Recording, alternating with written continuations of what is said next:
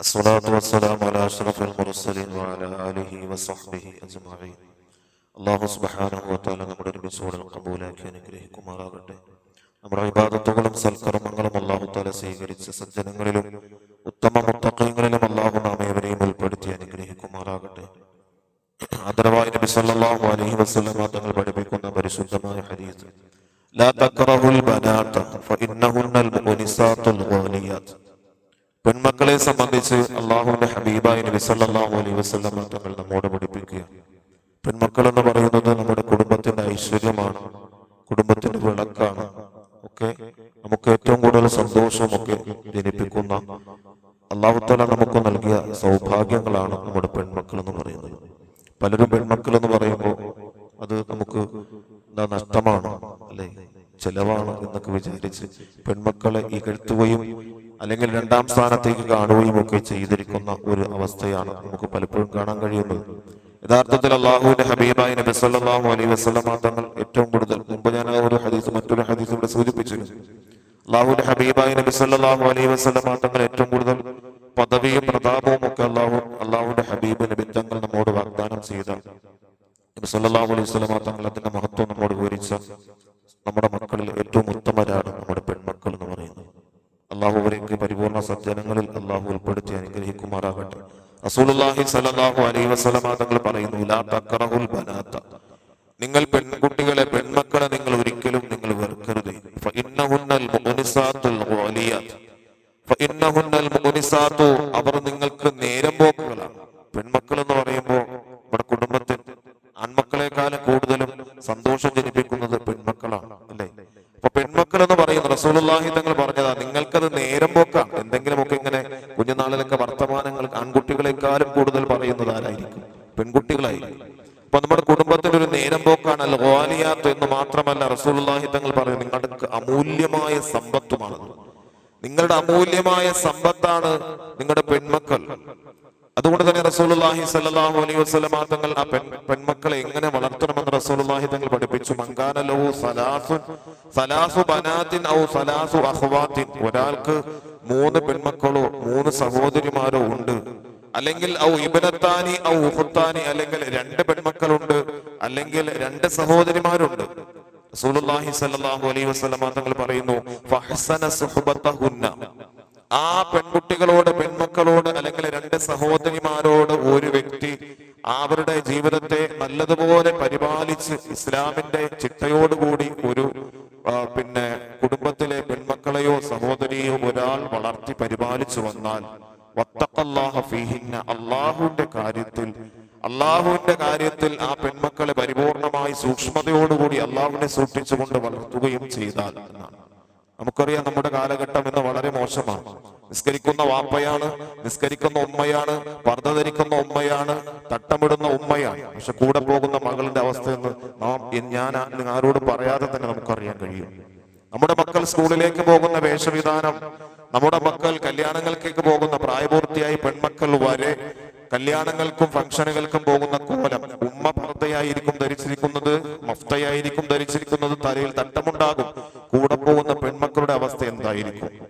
റസൂലുള്ളാഹി സ്വല്ലല്ലാഹു അലൈഹി വസല്ലം തങ്ങൾ പറഞ്ഞു, വത്തഖല്ലാ, നിങ്ങൾ അള്ളാഹുവിനെ സൂക്ഷിച്ചുകൊണ്ട് ആ പെൺമക്കളെ നിങ്ങൾ പരിപൂർണമായി വളർത്തിയാൽ. എറണാകുളം ജില്ലയിലെ പള്ളുരുത്തിയിലെ സ്കൂളിലെ റീത്ത സ്കൂളിലെ അധ്യാപിക എന്തുകൊണ്ടാണ്, നാം ഒന്ന് മറ്റൊരു രീതിയിൽ ചിന്തിച്ചു നോക്കിയാൽ എന്തുകൊണ്ടാണ് തട്ടവിവാദം അവിടെ ഉണ്ടായത് എന്ന് നമുക്ക് മനസ്സിലാകും. നമുക്കും നമ്മുടെ പെൺമക്കൾക്കും നമ്മുടെ സ്ത്രീകൾക്കും അള്ളാഹു നിർബന്ധമാക്കിയ ഖുർആന്റെ നസ്സാണ്. ഖുർആന്റെ നസ് എന്ന് പറഞ്ഞാൽ ഖുർആൻ അതേപടി പറഞ്ഞതാണ്, നിങ്ങൾ സ്ത്രീകൾക്ക് തല മറക്കണം, അവരുടെ തട്ടം അവരുടെ നെഞ്ചുഭാഗത്തേക്ക് താഴ്ത്തിയിടണമെന്ന് വിശുദ്ധമായ ഖുർആൻ നമ്മോട് പഠിപ്പിച്ചു. അപ്പൊ അത്രയ്ക്ക് ഗൗരവമുള്ള ഒരു വിഷയം നമ്മുടെ സമുദായത്തിലെ പെൺമക്കളും നമ്മുടെ സമുദായത്തിലെ സ്ത്രീകളും അത് വേണ്ട എന്ന് മാറ്റിവെച്ചു. അങ്ങനെ മാറ്റിവെച്ച ഒരു സംഭവം എന്ത് ചെയ്തു? കേവലം നമ്മുടെ സ്കൂളുകളിലൊക്കെ അപൂർവമായി കാണുന്ന തട്ടമിടൽ എന്ന് പറയുന്ന കാര്യം അള്ളാഹു നിർബന്ധമാക്കിയ സംഗതി ആരെങ്കിലും ഒക്കെ ഇട്ടുകൊണ്ട് വരുമ്പോ അത് അവരുടെ മതത്തിന് നിർബന്ധമല്ല എന്ന തോന്നൽ പൊതുജനങ്ങൾക്ക് ഉണ്ടായി കഴിഞ്ഞു. അതിന്റെ ഒരു ഭാഗമായിട്ട് വേണം സെന്റ് റീത്ത സ്കൂളിലെ അധ്യാപിക നടത്തിയ പ്രസ്താവനയും അല്ലെങ്കിൽ അതിന്റെ ശകാരവർഷവും ഒക്കെ നമ്മൊന്ന് മനസ്സിലാക്കി നോക്കണം. വത്തഖല്ലാഹ ഫീഹിന്ന, നമ്മുടെ പെൺമക്കളെ കൃത്യമായി വേഷവിധാനം, അത് സ്കൂളിലാണെങ്കിലും എവിടെയാണെങ്കിലും അള്ളാഹുവിനെ ഭയന്ന്, അല്ലെങ്കിൽ അതിന്റെ കൃത്യമായ ശിക്ഷാ നടപടികൾ നാളെ ആഖിറത്തിൽ റബ്ബിന്റെ മുന്നിൽ, അള്ളാഹുവിന്റെ മുന്നിൽ നമുക്ക് സമാധാനം പറഞ്ഞേ മതിയാകും. മറ്റാരും പറയേണ്ടതല്ല. വാപ്പയും ഉമ്മയും പറഞ്ഞേ പറ്റൂ. നിങ്ങളുടെ പെൺമക്കളെ അതേ രീതിയിൽ ഇസ്ലാമിക ചട്ടക്കൂടിനകത്ത് വളർത്തിയിട്ട് കൃത്യമായി അവരുടെ വേഷവിധാനം, അവരുടെ ഔറത്തുകൾ പൂർണ്ണമായും മറയുന്ന തരത്തിലുള്ള വേഷവിധാനം, അത് ഇവിടെ പോയാലും പ്രിയപ്പെട്ടവരെ, മദ്രസയിലൊക്കെ പഠിക്കുന്ന കുട്ടികളൊക്കെ, മദ്രസയിൽ പഠിക്കുന്ന കുട്ടികൾ വരെയും ഇന്ന് പുറത്തേക്ക് പോകുമ്പോഴും, സ്കൂളിലേക്ക് പോകുമ്പോഴും, കല്യാണങ്ങൾക്ക് പോകുമ്പോഴും, മറ്റു പുറത്തേക്ക് പോകുമ്പോഴുമുള്ള അവരുടെ അവസ്ഥകളൊന്നും നാം പരിശോധിച്ച് നോക്കണം. വേറൊന്നും വേണ്ട, നമ്മുടെ വീട്ടിലെ, സ്വന്തം വീട്ടിലെ മക്കൾ പോകുന്ന അവസ്ഥ നാം ഒന്ന് ആലോചിച്ച് നോക്കിയാൽ മതി. എവിടെയാണ് അള്ളാഹുവിനെ സൂക്ഷിക്കാൻ കഴിയുന്നത്?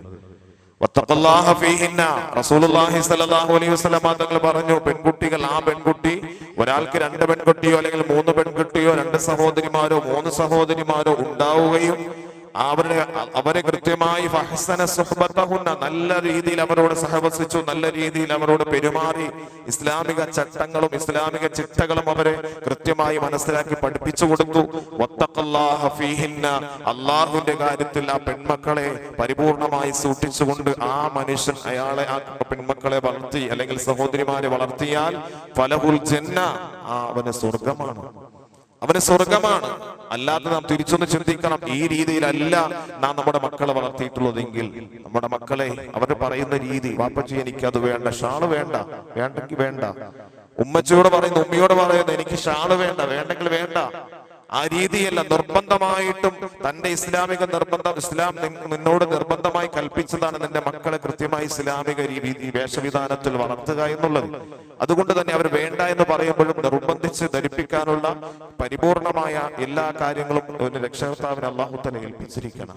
ആ ഒരു കാര്യം നമ്മൾ ശ്രദ്ധിച്ചില്ല എങ്കിൽ, ആ ഒരു കാര്യം വേണ്ട വിധത്തിൽ നാം പരിഗണിച്ചിട്ടില്ല എങ്കിൽ വാപ്പയും ഉമ്മയും നരകത്തിലായിരിക്കും. അല്ലാഹു തആല കാത്തുരക്ഷിക്കുമാറാകട്ടെ. മറിച്ച് അവരെ പരിപൂർണമായി ഇസ്ലാമിക രീതിയിൽ വളർത്തി, വേഷവിധാനത്തോടുകൂടി വളർത്തി, പരിപൂർണമായ ഇസ്ലാമിക ചട്ടക്കൂടിനകത്ത് അവളെ വളർത്തി കഴിഞ്ഞാൽ ഫലഹുൽ ജന്ന, അവന് സ്വർഗമാണ് എന്ന് ആദരവായി നബിയുനാ റസൂലുള്ളാഹി സ്വല്ലല്ലാഹു അലൈഹി വസല്ലം തങ്ങൾ പഠിപ്പിക്കുന്നു. അല്ലാഹു തആല നമ്മയും നമ്മുടെ മക്കളെയും ഒക്കെ പരിപൂർണമായി ദീനിന്റെ എല്ലാ നിയമങ്ങളും പാലിച്ച് അള്ളാഹുവിനെ സൂക്ഷിച്ച് ജീവിക്കുന്ന മുത്തഖീങ്ങളിൽ, മുഖ്ലിസീങ്ങളിൽ അള്ളാഹു നാം ഏവരെയും ഉൾപ്പെടുത്തി അനുഗ്രഹിക്കുമാറാകട്ടെ. നമ്മളെയും നമ്മുടെ മക്കളെയൊക്കെ അള്ളാഹു തആല സ്വാലിഹീങ്ങളിലും സ്വാലിഹാത്തുകളിലും അള്ളാഹു ഉൾപ്പെടുത്തി ദുനിയാവിലും ആഖിറത്തിലും ഞങ്ങൾക്ക് കൺകുളിർമയാകുന്ന സന്താനങ്ങളാക്കി നമ്മുടെ മക്കളെ അള്ളാഹു തആല വളർത്തി അനുഗ്രഹിക്കുമാറാകട്ടെ.